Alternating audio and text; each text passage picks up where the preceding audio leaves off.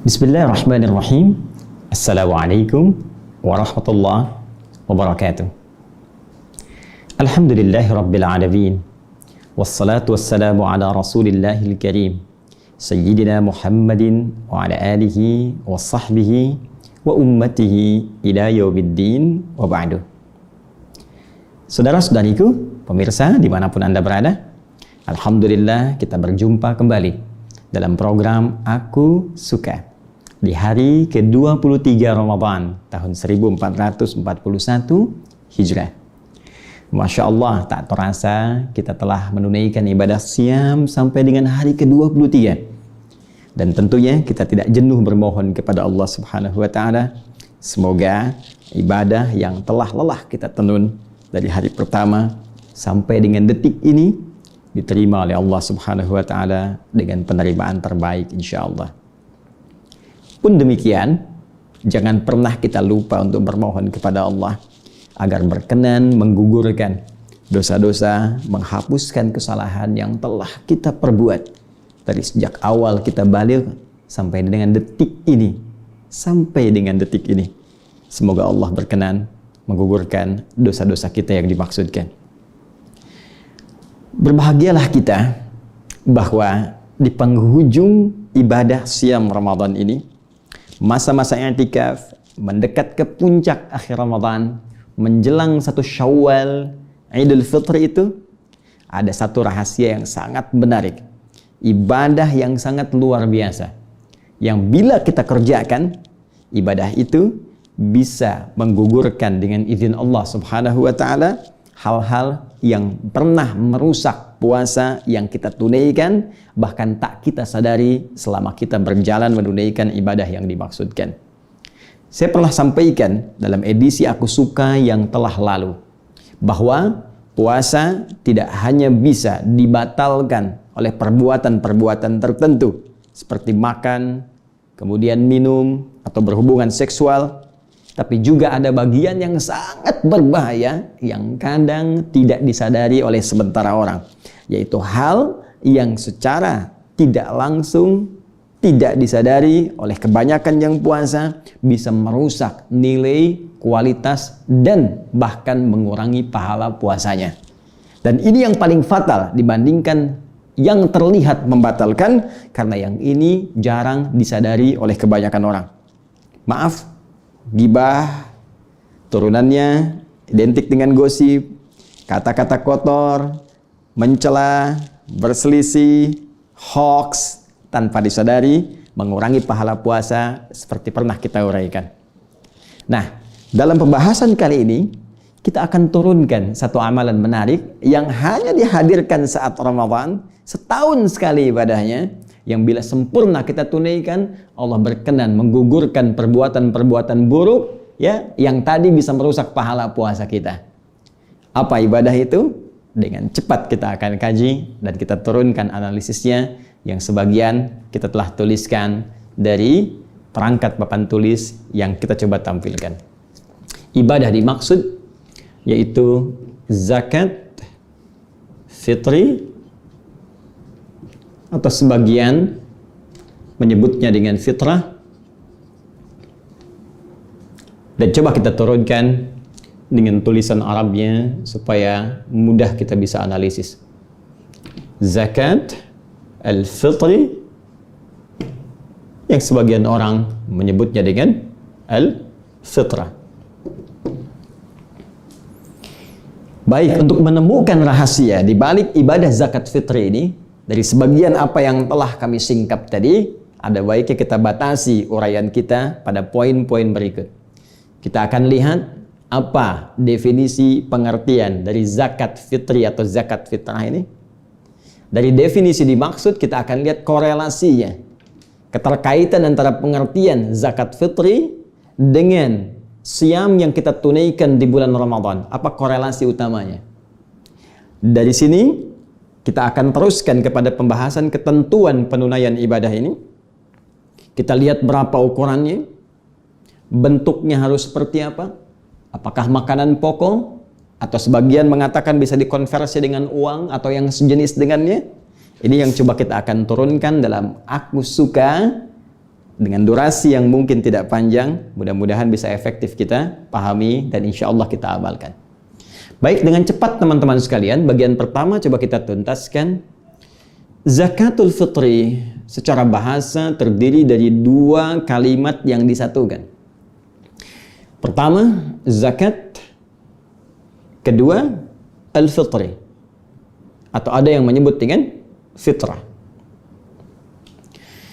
Baik, zakat secara cepat dia memiliki beragam makna secara etimologis ya, dalam pendekatan gramatikal bahasa Arab. Dan menariknya, makna ini diisyaratkan dengan tegas dalam turunan ayat-ayat Al-Quranul Karim, juga keterangan Nabi SAW dalam hadis-hadis beliau. Kita turunkan pertama di antara maknanya, dia bisa bermakna as-sidqu wan-nama. Wan-nama. As-sidqu berarti sesuatu yang benar. Dalam konteks ini, orang yang berzakat, dia telah menunjukkan kebenaran imannya di hadapan Allah Subhanahu wa taala. Sekali lagi, kenapa zakat disebut dengan as-sidqu? Ingin memberikan gambaran kepada kita bahwa orang yang zakat, dia telah menunjukkan kebenaran imannya di hadapan Allah Subhanahu wa taala. Ketika Allah perintahkan, misal kalimat zakat pertama Al-Baqarah ayat 43, wa aqimus shalah wa atuz zakah. Dirikan olehmu salat, tunaikan zakat. Sedangkan menunaikan amal soleh, baik salat ataupun zakat, mustahil bisa dikerjakan kalau nggak ada iman. Karena itu pernah sering saya sampaikan di awal jumpa saat menerangkan awal surah ya Al-Baqarah, atau spesifik yang terkait dengan ayat puasa Al-Baqarah 183. Kalimat iman senantiasa disandingkan dengan amal soleh. Ya ayyuhalladzina amanu, iman, kutiba alaikumusiyam. Quran surah 103. Wal asr innal insana lafi khusr illa alladzina amanu wa amilus salihat. Iman, amal soleh. Karena itu mustahil orang bisa mengerjakan amal soleh kalau tidak ada iman. Pengertian terbaliknya, seseorang yang beramal soleh itu menunjukkan kebenaran iman dalam dirinya. Karena itu Allah menguji kita, apakah masih ada iman yang benar dalam diri kita yang bisa kita tampakkan. Salah satunya diturunkan ibadah zakat ini disebut dengan as-sidqu, untuk menunjukkan kebenaran iman yang masih melekat dalam jiwa kita. Karena itulah turunan dari as-sidqu ini ada yang disebut dengan sedekah. Ya, sedekah. Jamaknya disebut dengan sedaqat. Baik. Dan dalam beberapa turunan ayat Al-Quran, zakat disebut dengan sedekah. Baik, kita lihat misalnya saat zakat akan diambil, ya, zakat akan diambil dari orang yang telah memenuhi kualifikasinya, disebutkan di Quran surah ke-9 ayat 103. Khudh min amwalihim sadaqah. Masya Allah. Ya, kata Allah, ambil dari harta yang telah mencukupi. Ini konteks zakat mal, ambil dari harta yang telah mencukupi sesuai kualifikasi, baik nisabnya, haulnya. Ambil dari harta mereka itu sedekah. Yang dimaksud sedekah di sini zakat. Kaitan dengan mal disebut dengan zakat mal. Kenapa disebut dengan sedekah? Salah satunya yang memberikan gambaran ketika dia mengeluarkan harta itu, maka ini menunjukkan benar imannya. Dalam pengertian lain, maaf, kalau ada orang yang sudah wajib zakat, memenuhi kualifikasi, tapi nggak mau menzakatinya, tidak mau mengeluarkannya, sengaja menunda-nunda, bahkan sudah menjelang harus dikeluarkan, ini 85 gram sudah siap dikeluarkan, haul mau datang, tinggal sehari lagi, besok waktunya keluar, dibelanjakan masnya, dikurangi 1 gram, supaya nggak keluar zakat. Maka sikap seperti ini, perilaku demikian menunjukkan ada masalah dengan imannya. Ketika seorang sengaja menunda zakat, atau dia sengaja mengulur-ngulur, bahkan tidak mengeluarkannya, ini menunjukkan persoalan dalam imannya. Karena itu yang paling menarik, diambil zakat ini menggunakan kalimat sedekah, dikeluarkan pun menggunakan kalimat sedaqat dalam bentuk jama'. Lihat Quran surah ke-9 ayat ke-60. Allah sampaikan innamas sadaqatu lil fuqara wal masakin, dan seterusnya ayat. Ya, sungguh zakat itu hanya boleh dikeluarkan kepada golongan-golongan berikut dalam konteks zakat mal. Ketika dikeluarkan disebut dengan kalimat iman. Artinya mengeluarkan kita zakat ya Allahu Akbar. Ketika datang petugas kita keluarkan menunjukkan benarnya iman kita. Ketika disalurkan pun pada orang yang berhak menerima, itu menunjukkan penguatan kepada iman kita. Sekaligus menunjuk pada aspek manfaatnya yang sangat banyak. Baik, satu. Juga disebut an-nama. Ya, as-sidqu wan-nama. An-nama berarti tumbuh, berkembang. Banyak. Ingin memberikan dua makna sekaligus. Maka orang yang zakat itu hartanya bukan berkurang, tapi sesungguhnya dilipat gandakan oleh Allah Subhanahu wa Ta'ala. Bisa dalam bentuk pergantian langsung di tempo tertentu pada saat ia memerlukan, atau juga bisa dalam bentuk aktiva yang ketika kembali kepadanya bukan dalam bentuk seperti yang ia keluarkan berupa uang, mungkin bisa dijaga dari sakit, mungkin bisa dijaga dari musibah khusus yang mungkin menimpa, ya, musibah khusus yang mungkin menimpa, yang dengan izin Allah Subhanahu wa Ta'ala dihilangkan karena amalan yang telah ia kerjakan. Yang kalau sakit biayanya bisa senilai dengan itu, atau misalnya kalau sulit dia bisa mengalami kerugian 10 kali lipat dari itu, dan sejenisnya.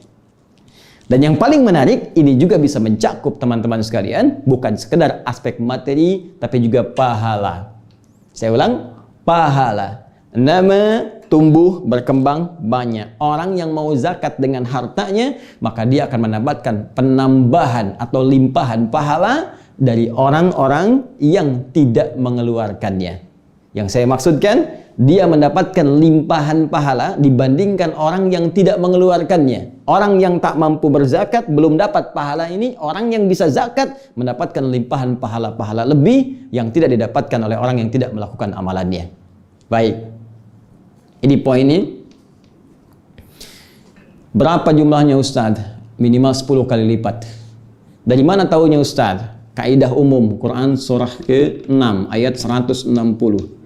Man jaa bil hasanati ya falahu asyru amthaliha. Siapa yang mengerjakan satu perbuatan baik bernilai pahala. Al-hasanah, perbuatan baik yang punya nilai pahala. Ya, karena itu zakat masuk hasanah. Salat pun masuk hasanah. Dari mana taunya Ustaz salat masuk perbuatan hasanah? Buka Quran surah 11 ayat 114. Aqimis salata tarafayn nahar wa zulafan minal lail innal hasanati yudhibnas sayyi'at. Ya, tunaikan salat pada saat di kedua waktu-waktu siang, ya, baik itu zuhur kemudian ke asar, kemudian sampai dengan ke malam sampai ke subuhnya. Sungguh jika engkau tunaikan salat-salat itulah perbuatan hasanat yang antara salat satu kedua bisa menggugurkan dosa-dosa kecil yang pernah dikerjakan, ya, selain dosa-dosa besar atau al-kabair. Salat disebut hasanah, zakat disebut hasanah. Kaidah satu hasanah sama dengan 10 kebaikan. Man jaa bil hasanati, siapa yang mengerjakan satu kebaikan, falahu asyru amthaliha, mendapatkan 10 kali lipat dari apa yang pernah ia kerjakan. Paling minimal. Kalau masuk kategori infak, ya, kaitan dengan harta, bisa jadi berlipat sampai 700 kali lipat, paling minimal. Itu ada di Quran surah ke-2 ayat 261. Ya. Mathalul ladzina yunfiquna amwalahum fi sabilillah kamathali habbatin ambatat sab'a sanabil fi kulli sumbulatin mi'atu habbah wallahu yudha'ifu liman yasha' wallahu wasi'un 'alim. Perumpamaan orang mau berinfak di jalan Allah seperti menanam satu benih, tumbuh 7 tangkai, setiap tangkai punya 100 butir lagi, 1 kali 7 kali 100, 700 kali lipat, itu minimal. Dan kata Allah, wallahu yudha'ifu liman yasha. Kalau kamu tak berhitung, aku lipat gandakan tanpa hitungan pada siapa yang dikehendaki. Nanti akan terlihat saat kita akan berpulang kepada Allah, akan kelihatan. Terlihat pahala infak kita, terlihat pahala zakat kita di hadapan Allah Subhanahu wa Ta'ala. Makna yang pertama. Dua, teman-teman, ini bisa berarti pula at-tathhir atau at-taharah. At-tathhir bermakna taharah, sesuatu yang mensucikan, sesuatu yang membersihkan, sesuatu yang menghapuskan kotoran-kotoran yang mungkin tampak. Ya, makna ini kita temukan di antaranya di Quran surah ke-91 ayat 9. Zakat diartikan dengan tathhir. Qad aflaha man zakkaha. Akan sungguh bahagia orang-orang yang mampu zakka, menyucikan, membersihkan keadaan jiwanya, bersihkan dari perasaan kotor. bersihkan dari dengki, dari sifat iri, riya, ya, ujub, sum'ah. Orang yang cenderung membersihkan dari penyakit hati, maka hidupnya cenderung bahagia. Orang kalau nggak iri, cenderung bahagia. Ya, orang kalau tidak senang pada hal-hal yang nampak pada orang, pada kebaikan dan berkeinginan menghilangkannya, dengki misalnya, cenderung bahagia. Orang yang tak punya penyakit hati, intinya bahagia. Ketika akan disucikan, disebut dengan zakah. Zakah, senafas dengan makna at-tathhir. Secara spesifik ditunjukkan di Quran surah ke-9 ayat 103. Khudh min amwalihim shadaqatan tutahhiruhum wa tuzakkihim biha. Ambil dari harta mereka zakat, penunjuk iman mereka dengan fungsi untuk menyucikan keadaan jiwa dan perbuatan kotor mereka. Baik. Nah, teman-teman, dari sekian makna saya coba tampilkan dua dulu, ya. Nanti ada sudah kita terangkan sidqu, andama, at-tathhir. Nanti masih banyak turunan yang lain, tapi secara spesifik karena waktunya singkat, kita akan batasi dulu sampai sini. Kemudian kita terangkan kalimat ini, fitrun dan fitrah. Apa perbedaan di antara keduanya? Baru kita korelasikan dengan ibadah puasa kita. Baik, zakat punya arti pembenar iman, tumbuh berkembang melimpah, penyuci dari segala hal yang kotor. Nah, kita teruskan sekarang kalau disatukan dengan fitri, zakatul fitri, artinya diikat. Ya, jadi kalau kita sandarkan satu kalimat kepada kalimat lain, maka keumuman dari makna kalimat pertama akan menjadi khusus karena diikat oleh makna yang kedua. Rumah masih umum, rumah besar, rumah kecil, rumah mewah. Tambahkan sehat, rumah sehat. Yang banyak kan rumah sakit sekarang. Ya? Baik, tambahkan sehat. Berarti rumah-rumah yang tidak sehat tidak masuk dalam makna ini. Rumah mewah, berarti yang tidak masuk kategori mewah tidak masuk ini. Rumah sederhana, yang tidak masuk kategori ini tidak terdapat dalam makna kalimat ini. Baik, zakat masih umum. Ketika disambungkan dengan fitri, punya makna berbeda. Apa itu fitri? Jika disebutkan fitron, maka dia senafas dengan kata futur atau iftar yang berarti makan. Ya, berarti apa? Makan. Awas, hati-hati.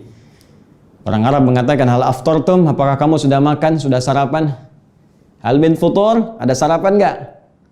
Jadi asalnya kata fitron itu adalah makanan yang dikonsumsi pertama kali di awal waktu.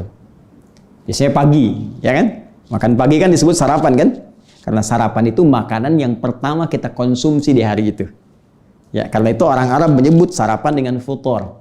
Ya, siang dengan ghada. Baik, makan malam dengan asya. Baik, karena disebut futur, sebetulnya asal maknanya makanan yang pertama dikonsumsi. Baik. Yuk kita turunkan lagi teman-teman sekalian. Masih ingat kalau hari pertama di bulan Syawal setelah selesai Ramadan disebut apa harinya? Betul, Idul Fitri. Tulisannya begini. Idul Fitri. Baik. Idul Fitri. Id artinya kembali. Fitri tadi apa? Makan, ya. Asalnya makan. Baik, kembali makan lagi. Ingin menunjukkan puasa Ramadan yang telah kita tunaikan sudah selesai, sudah tuntas, maka besoknya untuk menunjukkan sudah tidak puasa lagi, maka diawali dengan makan untuk menunjukkan sudah puasa sudah selesai. Makanya haram hukumnya puasa di hari pertama Syawal untuk menunjukkan bahwa sudah selesai puasanya, tuntas. Karena itu sunnahnya beda dengan Idul Adha.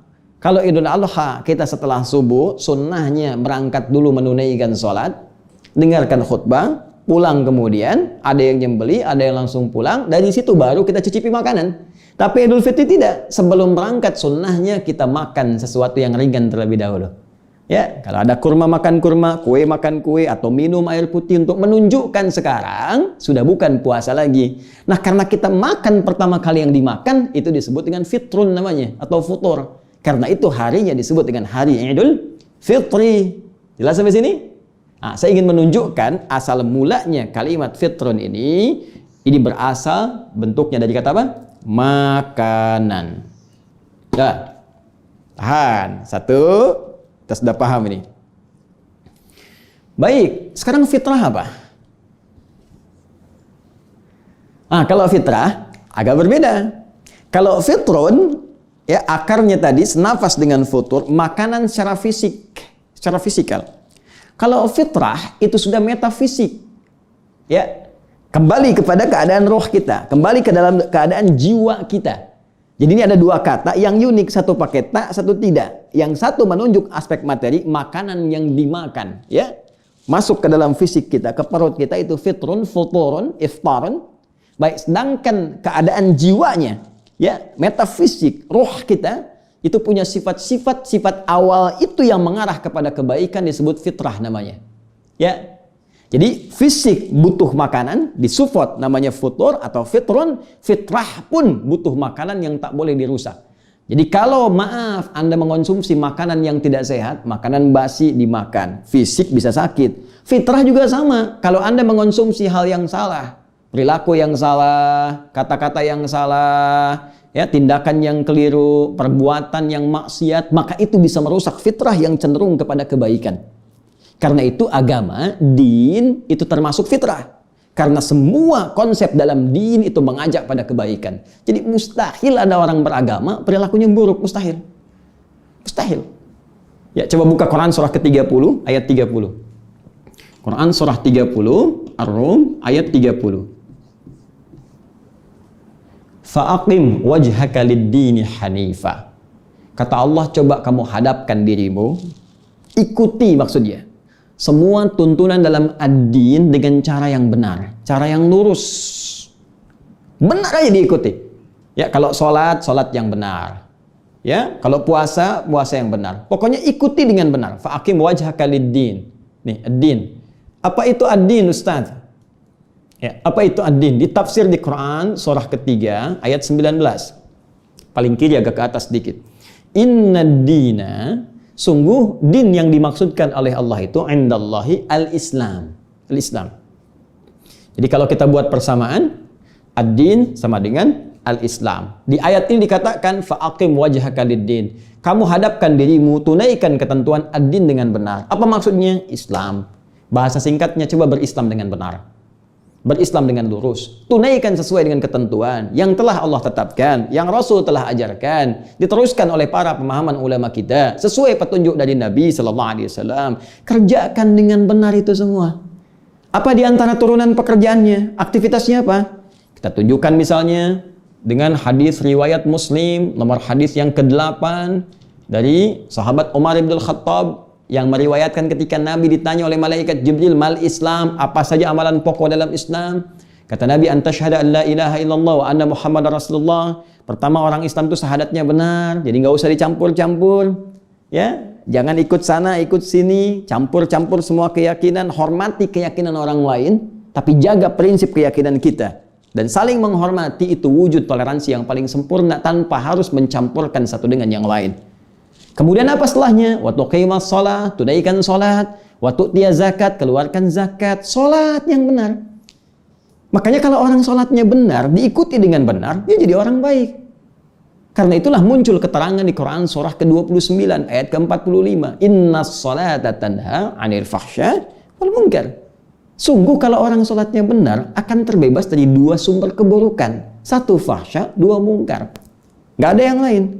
Kata-kata kotor, jorok, gosip, pornoaksi, pornografi, fahsya.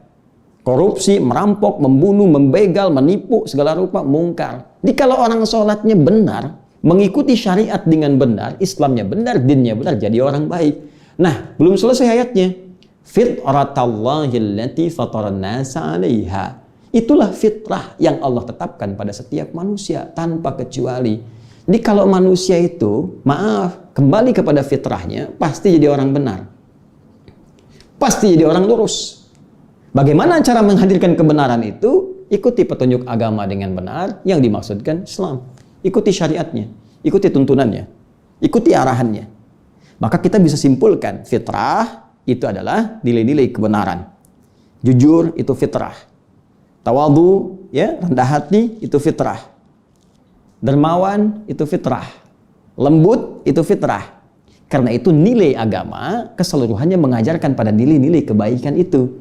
Nah, kalau ini kemudian dihambat atau ditutup, bahkan dikotori dengan perbuatan maksiat. Seharusnya jujur, jadi bohong. Seharusnya lembut, jadi kasar. Seharusnya mencinta, jadi mencela. Seharusnya merangkul, jadi memukul. Kok tiba-tiba belajar agama jadi pandai merhardik? Kok tiba-tiba belajar agama jadi pandai mencela? Katanya mau ta'lim, tapi sama-sama saling berselisih. Maka di mana nilai-nilai fitrahnya? Maka ini yang harus dikembalikan. Nah, kalau kita jadikan kalimatnya menjadi zakatul fitri, ini kesini zakatul fitri ini berupa fisik makanan. Kalau fitrah berupa metafisik pada nilai-nilai kemuliaan yang melekat pada jiwa. Tadi ini kaitan dengan pembersihan jiwa, ini kaitan dengan aspek makanan. Apa yang akan saya terangkan? Sekarang, setelah paham ini, zakat kalau dikaitkan zakatul fitri, maka ini menunjuk makna zakat terkait dengan makanan. Yang dikeluarkan berupa makanan. Tapi kalau kita katakan zakatul fitrah, itu artinya menunjuk pada fungsi zakatnya. Ketika dikeluarkan, maka akan cenderung melatih kita mengembalikan kepada fitrah yang benar. Ya, membersihkan. Zakat bermakna membersihkan, tathhir, ini tadi. Maka dengan zakat ini, kita akan dibersihkan dari keadaan-keadaan yang kotor. Perbuatan-perbuatan yang buruk. Sehingga dengan itu melimpahkan nilai-nilai kebaikan yang sebelumnya tertutup dalam pandangan kita. Baik, kalau sudah paham ini, yuk kita kaitkan dengan bagian kedua. Apa korelasi zakat fitri dengan zakat fitrah, serta hubungannya dengan siam Ramadan. Baik, sebelum ke sana, ayo kita simpulkan dulu sebentar. Jadi kalau ada yang menyebutkan zakat fitri, itu benar. Kaitan dengan bentuk objek pengeluarannya, materinya. Kalau disebutkan zakat fitrah juga, nilainya benar jika ingin dimaksudkan pada fungsi spiritualnya, metafisiknya terkait dengan pengembalian pada kesucian jiwa. Baik, sama saja dengan begini. Idul Fitri, Idul Fitrah. Cuma kan jarang ada yang menyebut Idul Fitrah. Adanya apa? Idul Fitri. Nanti kita lihat. Yuk cepat. Saat kita menunaikan puasa Ramadan, siam, maka di antara syariat yang ditekankan kepada kita, diwajibkan untuk menunaikan, ya, sepanjang memenuhi kualifikasinya, ada syarat-syarat terpenuhi, pokoknya ada, maka menjadi wajib untuk kita keluarkan. Dan ini hanya ada setahun sekali saat Ramadan, yaitu ibadah ini, zakatul fitri, atau disebut dengan zakatul fitrah. Apa korelasinya? Baik, mari kita baca dulu. Dari keterangan Nabi SAW, kita ambil referensi langsung dari Nabi SAW pada hadis riwayat Al-Bukhari. Nomor hadis 1506. Babnya, ya, kalau nanti nomornya ada perbedaan, cari di babnya, ya. Mungkin Anda lihat di versi cetakan lain, atau kadang-kadang carinya ringkasan. Jadi kita kembali ke kitab, yang lain cari ringkasan, ya, agak repot, ya. Nah, cari di bab Shadaqatul Fitri. Shadaqatul Fitri. Babnya kitabnya kitab zakat, babnya bab Shadaqatul Fitri. Rawinya, ya, yang meriwayatkan sahabat Ibnu Abbas radhiyallahu taala anhuma. Qala, beliau menyampaikan, qala Rasulullah sallallahu alaihi wasallam. Ya, disampaikan Rasulullah sallallahu alaihi wasallam pernah bersabda. Bahkan beliau sendiri yang menginformasikan. Farada Rasulullah sallallahu alaihi wasallam. Rasulullah sallallahu alaihi wasallam pernah, ya, menyampaikan kepada kami tentang kewajiban zakatul fitri. Kalimat nabinya langsung menyebutkan zakat fitri. Ini. Awas, hati-hati. Hati-hati. Saya ulang, hati-hati, hati-hati, hati-hati. Ketika tadi saya jelaskan di awal perbedaan antara zakat fitri dengan zakat fitrah dari segi fungsi makna, dan hadis di sini menyebutkan kalimatnya dengan fitri. Farada Rasulullah sallallahu alaihi wasallam zakatul fitri. Ya, Rasulullah sallallahu alaihi wasallam pernah menyampaikan kepada kami tentang kewajiban zakat fitri. Apa artinya? Jumhur ulama membaca artinya kewajiban zakat ini diikat pengeluarannya dengan menggunakan makanan. Ini poinnya. Jelas ya? Ini poinnya. Awas, hati-hati.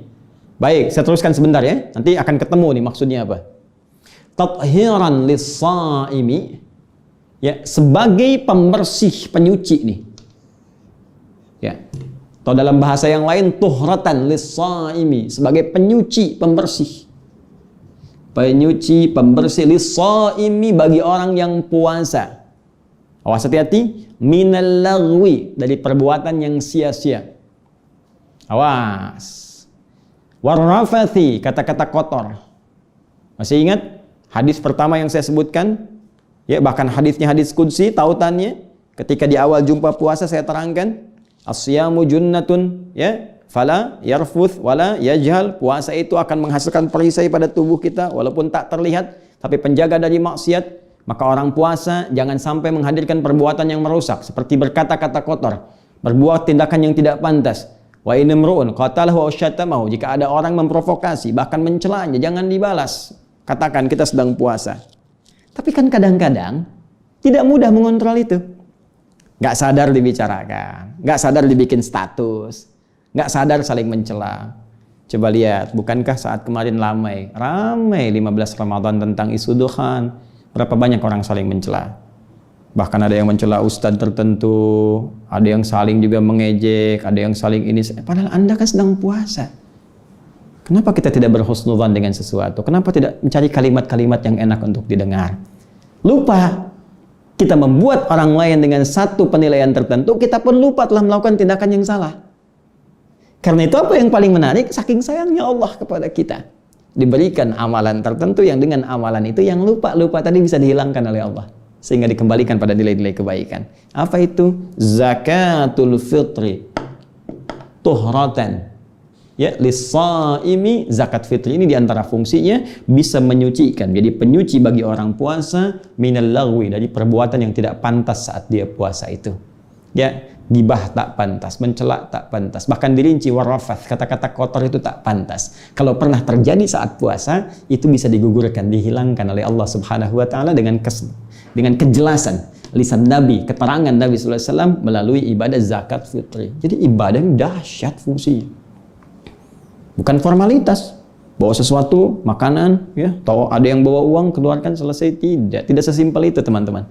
Ada proses. Jelas ya? Wa tu'matan lil masakin.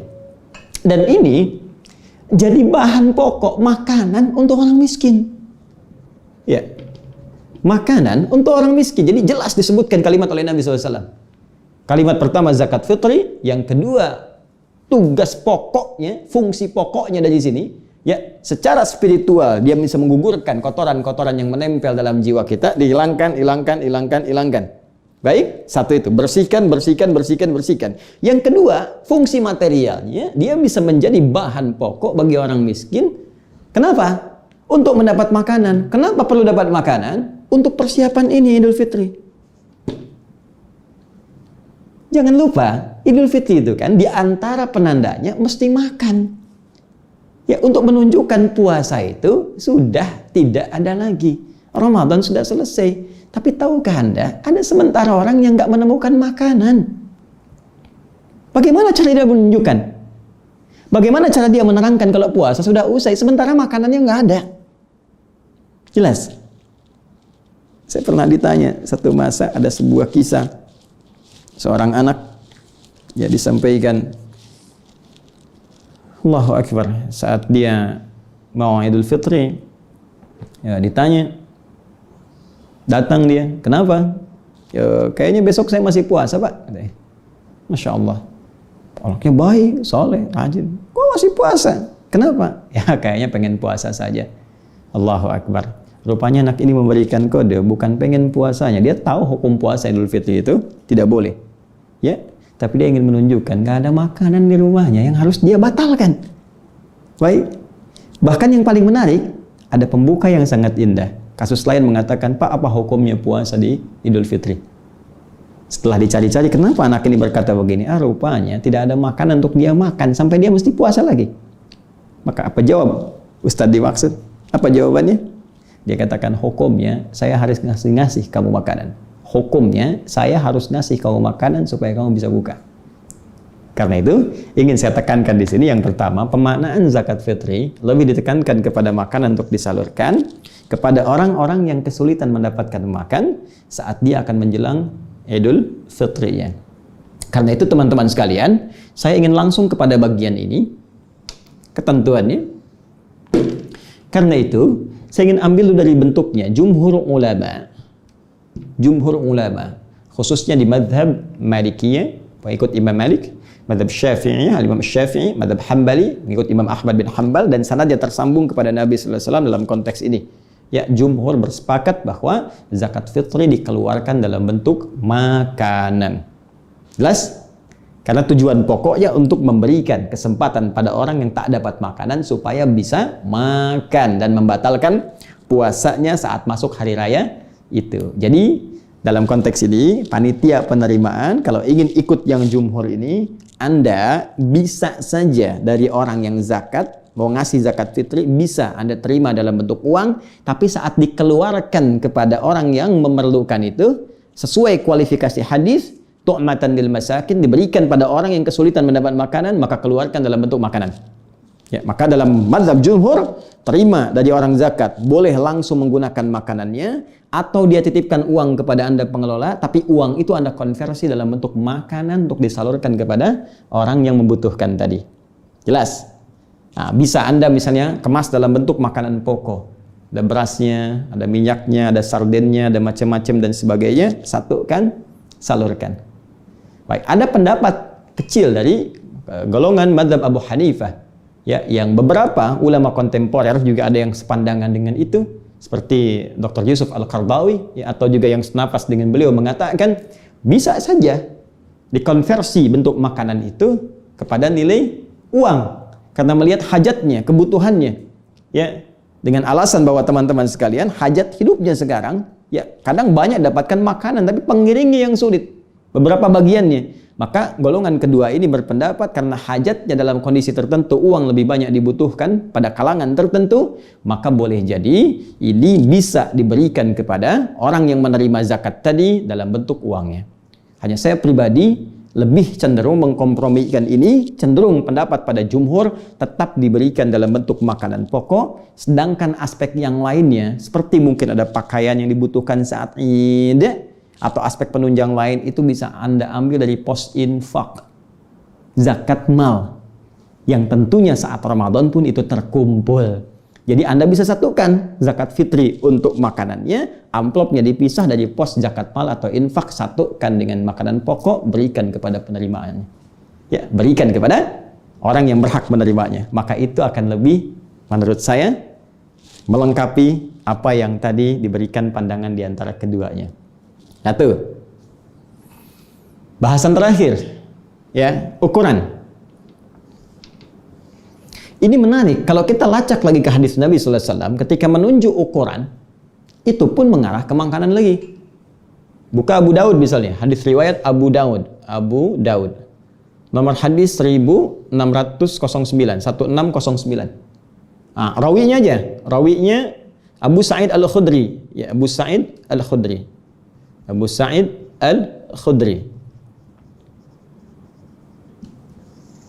Beliau mengatakan, kunna nu'tiha fi zamani an-nabi sallallahu alaihi wasallam. Kami ini kalau sejak zaman Nabi selalu mengeluarkan zakat fitri itu min ta'amin, bentuknya selalu makanan. Ya. Zaman Nabi ada dinar, ada dirham, tapi yang dikeluarkan apa? Dikeluarkan makanan. Yang lain berargumen ya karena uang dinar dirham sedikit yang punya, kalau makanan banyak yang punya. Karena itu setiap orang berpotensi bisa mengeluarkannya. Nah, tapi kita ambillah yang pokok ke sini. Kata Abu Sa'id Al-Khudri radhiyallahu ta'ala anhu, kami biasa keluarkan zaman Nabi itu dalam bentuk apa? Makanan. Kadarnya bagaimana? Sa'an min tamarin, satu sa'. Ya, dari kurma, tamar. Au sa'an min sya'irin, atau kadang kami keluarkan satu sa' dalam bentuk gandum. Ya, kurma, gandum, satu sa'. Satu sa' itu kalau konversi sekarang sekitar 2,5 kilogram. Ya, atau juga bisa 3,5 liter. Ya. Ustadz, di mana nyari kurma? Apakah harus kurma? Atau harus gandum Ustaz? Sesuai dengan hadis. Nah, teman-teman ada yang melihat di sini dengan metode analogi kias. Zaman Nabi sampai sekarang orang Arab makanan pokoknya kurma. Orang Arab makanan pokoknya beras.